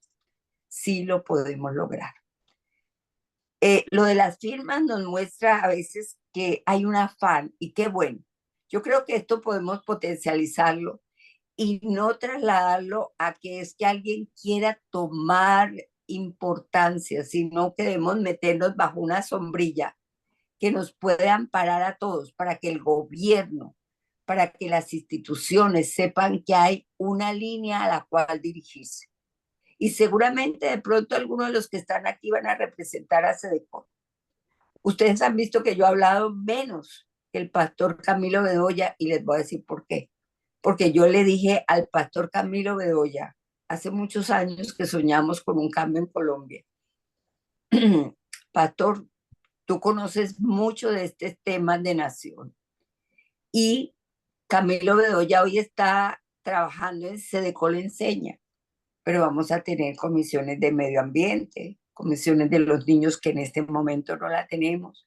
Y allí vamos a tener cada una cabida en las potencialidades nuestras. Sedecol quiere trabajar con las potencialidades del pueblo de Dios. Y si ustedes vieron cuando nosotros nos invitaron ahora como ponente en el Senado, no fue Lida, fue una representante nuestra y dijo, yo vengo en representación del Consejo Evangélico de Colombia. Entonces, es un llamado a que nos unamos. Es un llamado a que me parece excelente. Hay muchos movimientos. Quiere decir que sí estamos en acción, pero necesitamos hablar algo que es el mismo idioma, articularnos los unos con los otros. Y creo que sí es posible que este es un momento oportuno. Y bien, concretando la última pregunta, así como se habla de la Agenda 2030, nosotros los hijos de Dios debemos de tener la Agenda 2050 para ir a la delantera y no en la retaguardia, siempre cubriendo que pasó esto, que hoy sucedió esto y siendo reactivos. Entonces, doctora Lorena, en base a esto, ¿qué recomendación nos daría? Bueno, pero yo quiero, sí. Sí, dígame, doctora. No, pues yo quiero también romper un poco el protocolo aprovechando. Ya yo creo que llegó la doctora Vivian. ¿La doctora Vivian logró entrar? Sí, aquí estoy. Ah, bueno, Doc, cuando yo decía que no estábamos juntas era en un espacio como estos académicos. Pero te digo que ahora que estoy en el Congreso y entendiendo la ley de libertad religiosa, porque me ha tocado meter incisos, artículos, sobre todo incisos y parágrafos, incluyendo la libertad religiosa, creo que en la historia del país, nuestro pueblo perece no solo porque le falta conocimiento, sino porque también desconoce la historia. Y yo sí quiero aprovechar esta oportunidad con los testigos que están, de decirles que la doctora Vivian Morales, en la parte de la historia de la Iglesia Cristiana Evangélica y en el desarrollo de la libertad religiosa y de culto, fue una llave y una pieza fundamental, porque logró consolidar en el año 90, porque yo sé que las vueltas fueron las discusiones 93 y se logra consolidar en el 94 y pasa el examen de constitucionalidad a la ley estatutaria. Y es una ley estatutaria que no han podido tumbar. Han querido reglamentar, ampliarla, no sé qué cosa, han querido meterle los moñitos, darle vueltas, pero no se ha podido tocar porque fue una ley estructurada, una ley bien fundamentada. Y yo creo que nosotros, y lo digo como generación que ha estado ahora implementando esa ley de libertad religiosa y de cultos, no se puede olvidar la historia, no se puede olvidar que la doctora Vivian fue pieza fundamental. En ese momento fue el instrumento que Dios usó para que esa ley que hoy tenemos, que nos ampara y que también nos lleva a pelear fundamentos de inconstitucional frente a otros proyectos de ley, es la ley 133 del 94.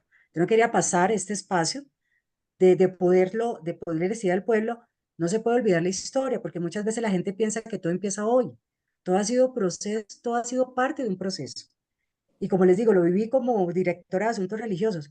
Hoy precisamente y he estado desde la semana anterior con un equipo ministerial muy lindo del Valle del Cauca. Y la insistencia también que se ha dado en el proceso es que hay una historia. Los temas no surgen porque sí, hay una historia y también la historia nos permite a nosotros aprender de los errores para no volverlos a cometer y también nos permite dar los pasos certeros de lo que debemos hacer. Y uno de las falencias, llamémoslo uno de los vacíos que tenemos como sector, es que en la totalidad del sector, y eso sí va para lo que tú propones, la pregunta tuya de la Agenda 2030, 2050, no la 2030 ni la 2050, es educarlo, por lo menos con lo mínimo, que es la libertad religiosa, porque ni siquiera se comprende qué es el artículo 19, ni siquiera se comprende qué es la ley estatutaria, se han consolidado el marco nacional que se ha traducido en marcos territoriales de políticas públicas, ni se comprende.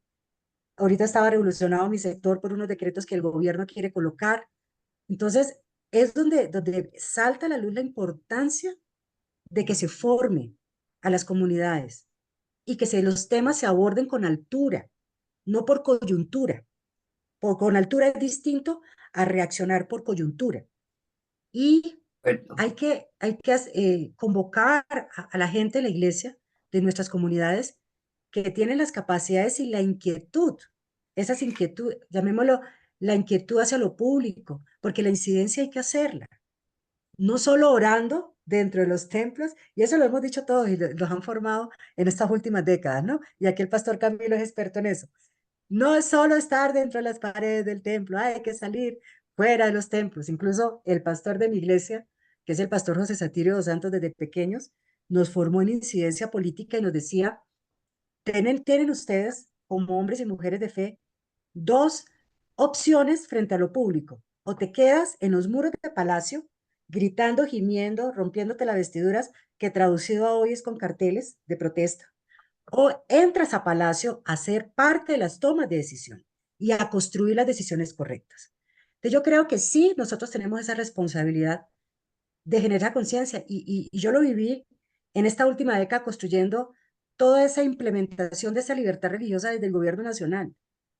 Algo que, sí, y se lo decía muy jocosamente en esos diálogos de formación, nosotros el verbo participar no lo sabemos conjugar. Y la participación es un punto determinante para poder avanzar y que las decisiones que también nos afectan, porque hay decisiones como lo que está pasando que nos afectan en nuestra cosmovisión, en nuestra identidad, en nuestro actuar, pues también implica que tenemos que ser parte de las tomas de decisiones y tenemos que ser parte de las instancias de decisiones y tenemos que conformar las instancias de decisiones. Y hoy en una reunión que tenía con Valle del Cauca antes de entrar aquí, recordaba que nosotros empezamos a generar mesas y eran unas mesas transitorias temáticas que permitían tomar lo mejor de cada una de las líneas de trabajo o de la apuesta o la causa que se quería.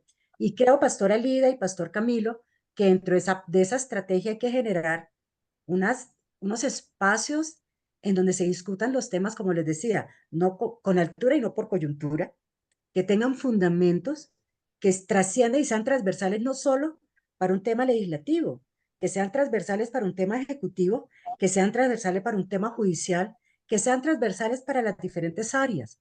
Y eso implica que haya como cuando uno va corriendo y frena y dice, ok, hemos seguido la carrera en esta dinámica y sí, vamos, ahí vamos, empujados muchas veces, pero vamos. Pero ya estamos en un momento, yo creo que el sector tiene la capacidad hoy día, los marcos jurídicos, el marco constitucional, el marco legal, el marco de políticas públicas, de programas, de acciones, que le permite decir, bueno, hemos corrido, hemos tenido esta situación, pero es momento de que vayamos con una causa muy clara y muy determinada, con una metodología clara, con una metodología muy definida, que incluso es una apuesta desde nosotros como sector, y aquí ya hablo como cristiana, ya no hablo como congresista, como sector en donde nadie me marca la agenda. No puede el gobierno decir, usted hable y actúe así. No pueden las leyes estar definiendo, usted hable y actúe así. Creo que aquí esto lleva, y lo decía la Dile a doctora, Jennifer que venga. colocarlo en la camiseta. Y creo que eso es lo que considero yo, colocarnos la camiseta, formar a la comunidad. Incluso siempre les hago una reflexión a todos los líderes cuando he estado con todas las comunidades religiosas de Colombia. Ni siquiera en la escuela dominical estamos enseñándole por qué nosotros tenemos unas garantías constitucionales para ser una religión no mayoritaria.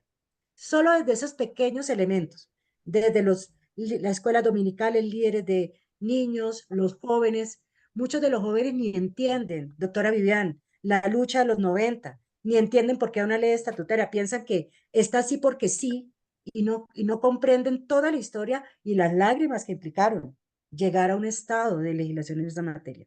Y yo creo que eso, la historia hay que contarla, la historia hay que aprender de ella los errores, y la historia nos enseña a consolidar procesos, herramientas, instancias, mesas de trabajo, lineamientos con fundamento que permita avanzar. Y yo sé que eso nos va a dar todas las puertas y las herramientas para avanzar en la consolidación de los propósitos que nosotros queremos hacer. Y vuelvo a insistir, SEDECOL tiene 70 años, 73, Pastora Elida, siempre usted me regaña, 73.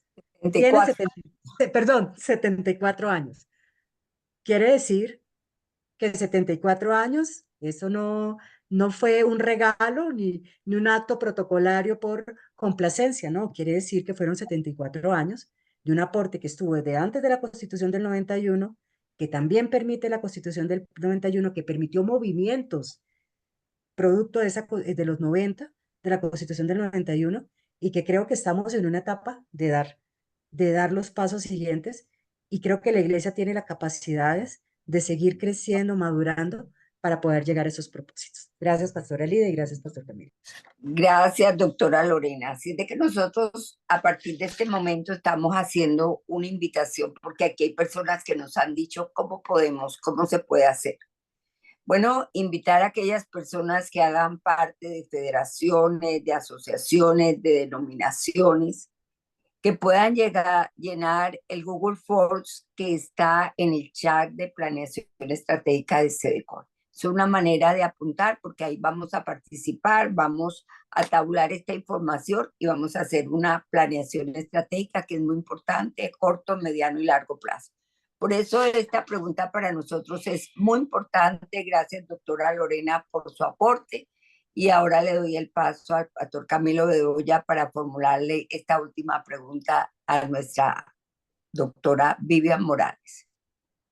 Claro que sí, de hecho sé que se cayó la señal de ella, así que doctora Vivian, sigue por favor porque quedaste con una palabra allí que ibas a iniciar, así que si quieres, adelante y conectas con esta tercera, redondeando un poquitico, no sé si la tienes, te la vuelvo a hablar y es un poquitico mirando al 2050, o sea, cómo dejar de ser reactivos, cómo mirar nosotros la iglesia desde tu experiencia. Creo que la senadora Lorena Ríos puso un contexto que es importante porque creo yo que si te tocaron batallas solitarias también fueron a ti en esa época.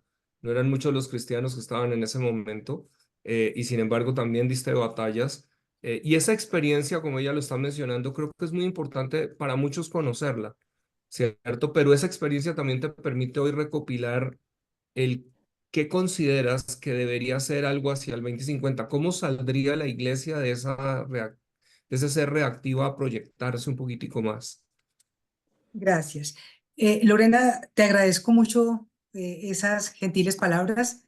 A veces hacen bien.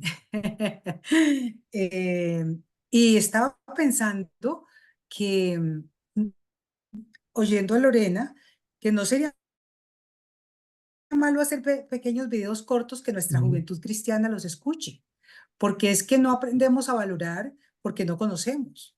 No sabemos la libertad religiosa, no, ya nos es dada. Salen los pastores en televisión, en la radio, todo, y no saben lo que pasaba antes del 91. Y no saben, por ejemplo, lo que significó SEDECOL. SEDECOL impulsó en su momento, quien lo dirigiera el pastor Héctor Pardo, la participación de los cristianos en la constituyente. Ahí sí que los cristianos éramos, mejor dicho, apolíticos, pero mejor dicho, la política, eso era solo de Satanás, eso era en esa época. Y estos pastores, él y un pastor boliviano, se dieron a la tarea de llamar presidentes de denominaciones, unirlos, decirse bien esta constituyente, vamos a participar.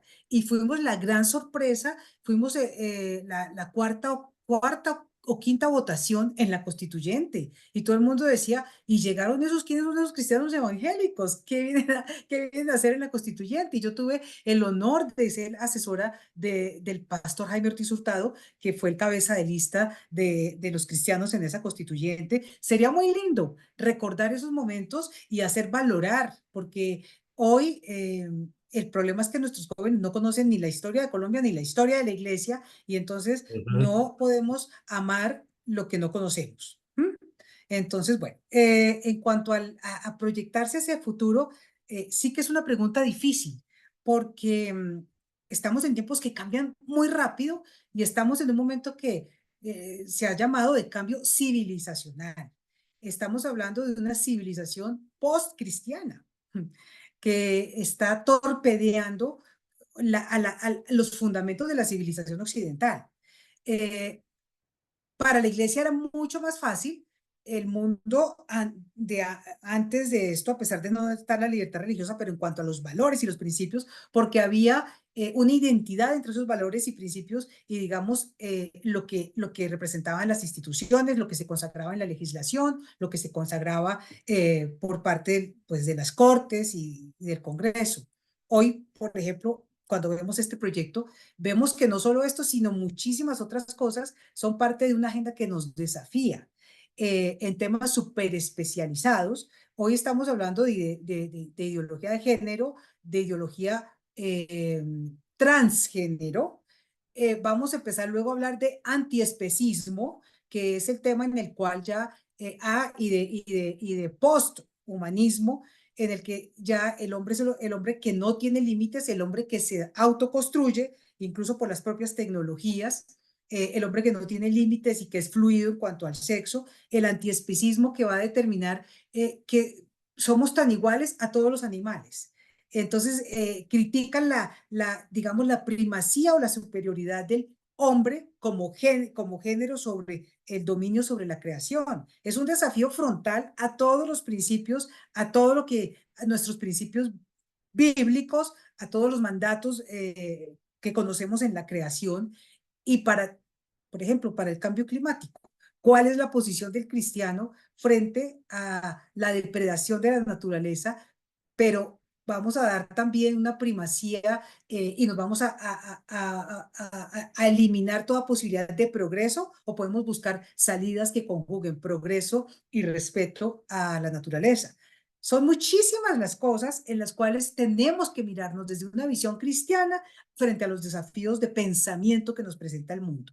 Para ello, yo creo que SEDECOL debería buscarse una gran selección nacional de profesionales. Hoy hay profesionales cristianos en todas las áreas y profesionales importantes que nos pueden, que se pueden encargar de desarrollar pensamiento sobre estas agendas. Las universidades cristianas que hoy ya existen, porque esto también es reciente, y universidades cristianas con reconocimientos oficiales, y buscar que grupos de profesionales, de científicos, de filósofos, de teólogos, de educadores, se reúnan y piensen en estos temas y generen respuestas, agendas, inquietudes que puedan ser luego discutidas, que puedan ser conocidas en la iglesia, porque es que nosotros, sí, vamos en un momento fuimos a la delantera.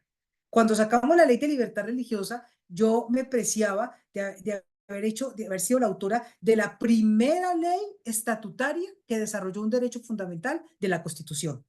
Y era la única cristiana en la Cámara de Representantes, que eran 162, y vivía por un movimiento que se llamaba Unión Cristiana, que no se conocía para nada hacia afuera. En ese momento fuimos a la delantera. Empezamos a sacar leyes, a trabajar, a tener, sí, a estar más activos dentro de la sociedad. Yo siento que hoy es un momento en que como que la sociedad colombiana nos escuchó y de pronto ¡pum!, apagamos como que la luz, no nos están viendo, no nos están oyendo. ¿Qué nos ha pasado? Para eso yo creo que para poder hablar hay que generar pensamiento cristiano, pero frente a los desafíos concretos que nos está presentando este cambio civilizacional. Temas como, por ejemplo, la inteligencia artificial. ¿Qué reflexiones cristianas se hacen sobre todos los cambios que van a presentarse a través de la inteligencia artificial?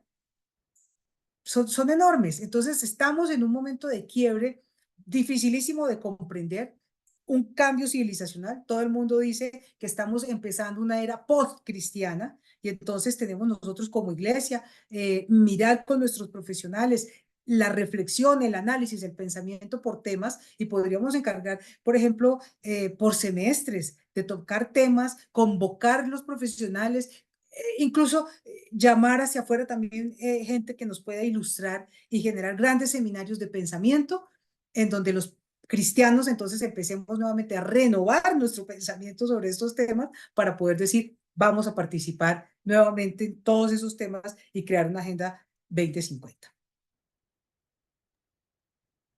Excelente, excelente, doctora Vivian. Yo creo que tomamos aquí notas y varios puntos. Creo que estás planteando algo muy interesante, porque creo que la iglesia en general hemos quedado cortos en dar precisamente algunas discusiones sobre estos temas. temas que estás poniendo sobre la mesa y que están ya allí. Esa es la razón que a veces no vemos una conexión de juventud o que vemos a veces nuestras juventudes en la iglesia, pero sin tener un contexto. Y estás tocando un tema muy interesante que de hecho vino con este tema de la historia. Creo que es algo para llevarnos de esos videos o crear esos contenidos, porque tú misma creo que viste en el tiempo, has sido visionaria, viste en el tiempo la necesidad de esa clase de historia, que la mayoría de la gente no se da cuenta que esto también fue parte de una agenda del por qué quitar la historia, por la famosa frase, ¿cierto? El que no conoce su historia está condenado a repetirla. Y pues en este caso, creo que muchos ni siquiera saben que la iglesia, a través de la historia, es precisamente la que dio forma a lo que entendemos como Occidente hoy en día, por unos valores, por unos principios, que es la que ha estado haciendo frente a temas de abolición de la esclavitud, entre miles de cosas. Y esto que hablas de una ley estatutaria, pues estás hablando como yo mismo lo estoy entendiendo hoy, un marco. Ahora, creo que la iglesia en Colombia es una iglesia joven. Yo creo que cuando miramos la iglesia cristiana en América Latina, a mí me ha sorprendido, por ejemplo, en Guatemala, que cuando uno hace la pregunta, ¿cuántos aquí hay de tercera generación, cuarta generación, quinta generación de cristianos? Es bastante los que levantan la mano, no así en Colombia. Luego, estamos también, como decía la doctora Lorena, viviendo unos procesos que muchos de nosotros necesitamos valorar, necesitamos atesorar, pero entender también el momento histórico. Eso creo que nos lleva a estas reflexiones de un planteamiento de, ok, ¿cómo nos unimos? ¿Cómo empezamos a entender que hay algunos, de hecho estoy viendo aún en el chat, algunos que están haciendo una serie de contenidos de estos temas, pero fíjense que le ha tocado a algunos, por ejemplo, tuvimos precisamente a Miklos, eh, que están haciendo esta evaluación que tú estás poniendo sobre la mesa, ¿cierto? Sobre el transgenerismo, sobre el antiespecismo, el posthumanismo, el tema de cambio climático, que es una agenda y que la iglesia necesita ver desde la palabra qué es lo que Dios dice, porque hay una realidad para el hoy que podemos hacer. Y creo que es parte de esta construcción de esta agenda 2050. Yo creo que nos deja unos pilares, así que quiero invitar a la pastora Lida. El tiempo aquí se va muy rápido, pero creo que ha sido muy especial lo que hemos escuchado. Así que, pastora Lida, adelante, por favor. Bueno, de verdad que ha sido algo bien interesante. La doctora Vivian nos dejó una vara alta con unos retos importantes, pero no imposibles de cumplir. Esto nos uniría muchísimo. Lo del taller de pensamiento me parece algo maravilloso. Escucharlas a ustedes, a ambas, ha sido edificante para nosotros. Tenemos nuevos retos, Pastor Camilo, Ujú. y sé que con pasión, con amor, con integridad, con sabiduría, con valor, motivados, vamos a poder lograrlo. Esperamos seguir trabajando en Sedecol Enseña, y si ustedes se han dado cuenta, nosotros empezamos a hablar de historia en las redes de Sedecol, pero esto nos reta a conocer más la historia y a motivar al pueblo de Dios en Colombia a que contemos la historia, porque la historia nuestra es interesante. Y creo que en esta noche muchos se han dado cuenta de historia de lo que ha hecho la pastora, la doctora Vivian, y nuestra senadora Lorena, quien está allí en el frente de batalla defendiendo principios y valores. Hablábamos un día en una reunión que tuvimos con Pastor Camilo y hay que fortalecer a la iglesia en los principios y los valores, porque si volvemos a principios y a valores claros y nos unimos dentro de esto a trabajar sin desconocer todo lo que existe a nuestro alrededor, tenemos que fortalecer a nuestros jóvenes, porque ellos viven una batalla diaria y un ataque permanente. Entonces, creemos en las juventudes, creemos en la gente joven, queremos dejar un legado para ellos. Hoy justamente estaba reunida con los de la Comisión de Restauración y Paz, que me pareció muy interesante de Sedecol. Hacen un trabajo arduo, permanente, la iglesia menonita, está lo de las cárceles que se reúnen para trabajar, llegan a lugares, hay historias de ellos que no conocíamos, yo no las conocía, batallas que ellos libran por nosotros, por el pueblo de Dios, en comunidades desconocidas, atacadas. Nos contaban de una comunidad del Cauca, una iglesia nuestra, que en este momento ya llevan 72 horas con 300 personas que los recogieron porque estaban en medio de un combate violento, de lo que vivimos hoy en día, pero no lo conocemos. Y yo les decía, les retaba a ellos, cuéntenos, pásenos los informes, SEDECOL está interesado en que se sepa y se visibilice el trabajo que ustedes están haciendo. Y me hablaban lo mismo, articulémonos, trabajemos unidos. Entonces yo creo que es un reto para todos los que estamos aquí, que podamos unirnos. Y unirnos no quiere decir unificarnos, no estamos unificados, nos une Cristo, la palabra, pero trabajemos juntos. Y para trabajar juntos hay que hacer algo. Tenemos todos que menguar para que Cristo sea visibilizado. Cristo es la esperanza de Colombia, es la esperanza de paz de Colombia.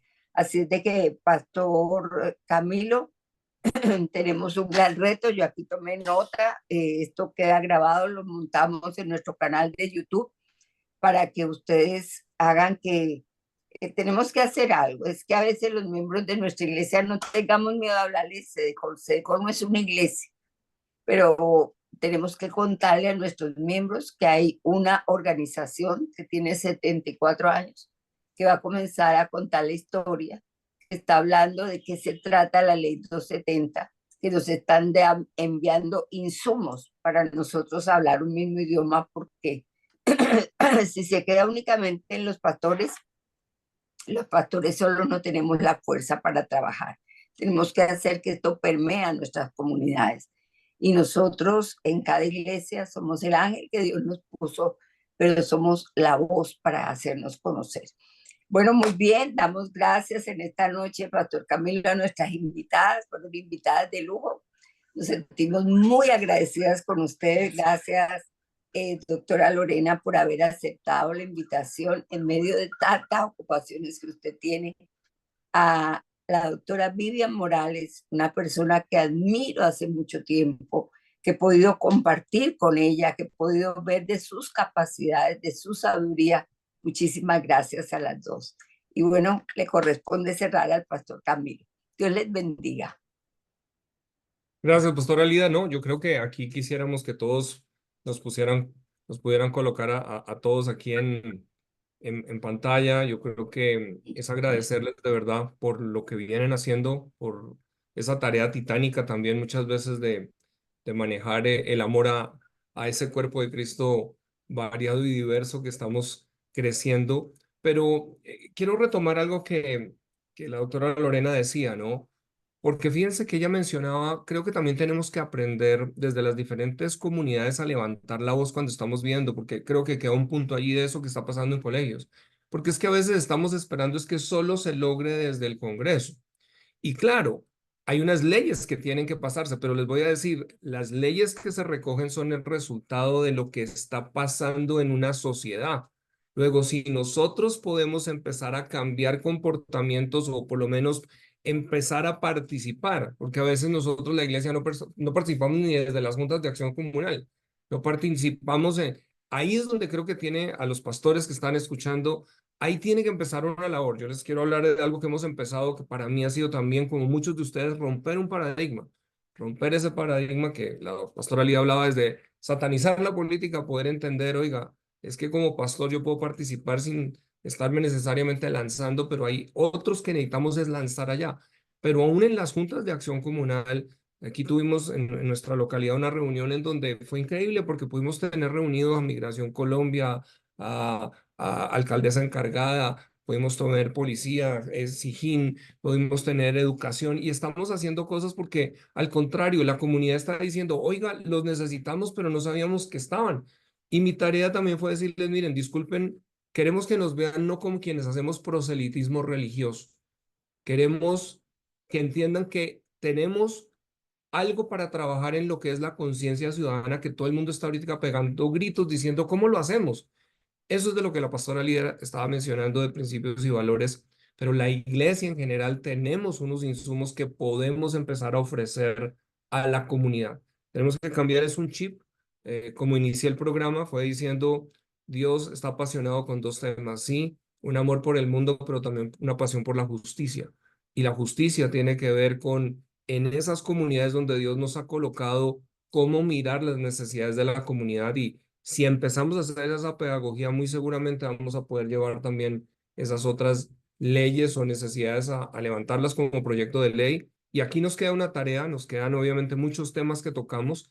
Estamos iniciando, vamos a estar teniendo esos espacios, trayendo diferentes personas profesionales desde diferentes frentes. Pero de verdad, doctora Lorena, doctora Vivian, muchísimas gracias por lo que han hecho, por lo que hoy están impartiendo y les animamos a seguir entregando esos insumos también porque hay todo un bagaje de conocimiento que requiere ser transferido y que estaremos buscando desde ese Colel cómo hacerlo.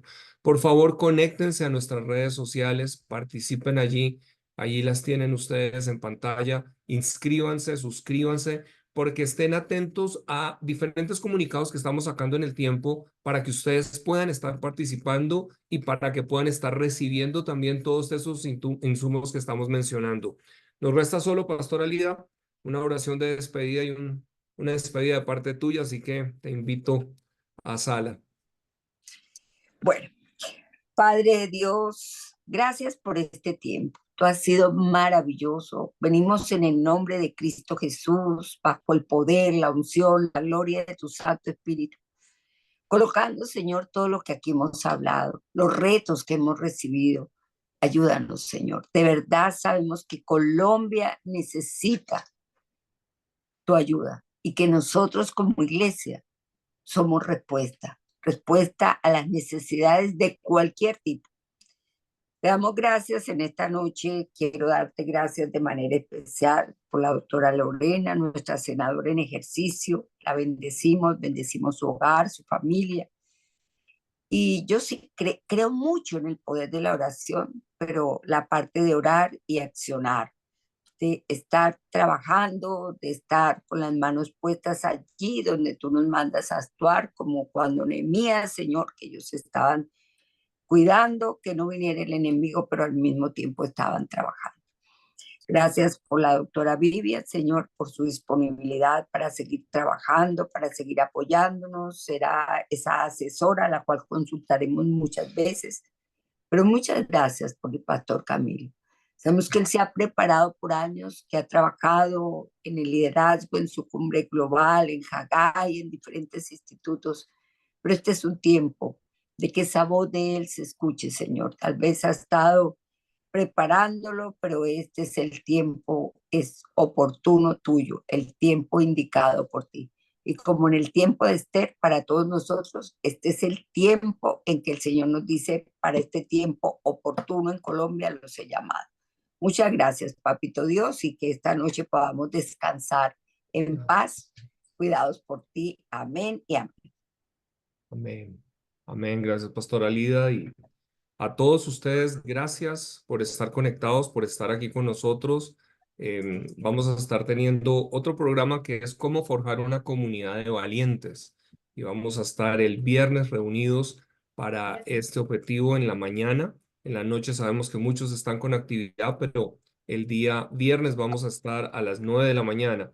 ¿Cómo forjamos una comunidad de valientes? ¿Cómo es que nosotros podemos trabajar realmente para vencer el temor, pero también para unirnos en torno a esta y otras, digámoslo así, peligros que enfrentamos como iglesia? Así que les esperamos, les estaremos haciendo llegar ese link. Va a estar con nosotros el presidente de Justicia Internacional, el, em, Gary Haugen es su nombre como presidente, y es un tema bien interesante porque es conocer cómo en Camboya la iglesia en unidad logró terminar con el tráfico sexual de niños, inclusive elevando proyectos de ley y empezando a hacer una transformación completa, pero fue un modelo de cambio de transformación, así que queremos que puedan participar porque esto es donde nos abre entendimiento, nos da visión y nos trae una unidad. Cuando hay visión, podemos enfocarnos hacia objetivos, así que estaremos comunicando a través de los medios. Dios les bendiga y muy buenas noches.